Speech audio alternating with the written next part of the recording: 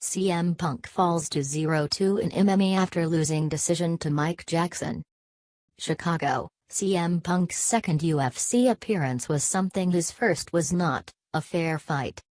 That said, it wasn't always pretty. And it did not result in a victory. The former WWE star, whose birth name is Phil Brooks, suffered a relatively one-sided decision loss to Mike Jackson at UFC 225 on Saturday night at the United Center. All three judges scored it a shutout for Jackson, 30-26. Punk's second appearance came 21 months after a disastrous pro debut in Cleveland. In September 2016, he fought welterweight prospect Mickey Gall. Punk was taken down immediately, roughed up and submitted at the 2:14 mark. Before Saturday's bout, Punk told ESPN he intended to continue his career regardless of what happened against Jackson. UFC President Dana White had different ideas after the fight. "It probably should be a wrap," White said of Punk's MMA career. "The guy is 39 years old. I love the guy. He's the nicest guy in the world.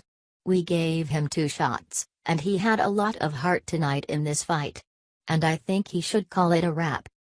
Punk, a Chicago native who signed with the UFC in 2014, actually got to show some technique Saturday night. He landed a couple of overhand rights and worked a successful takedown in the first round. In the second round, he very briefly worked a triangle setup off his back. Jackson, 33, started to really have his way in the second and third rounds. A Houston native, he has only 2 MMA appearances but has boxed and kickboxed professionally.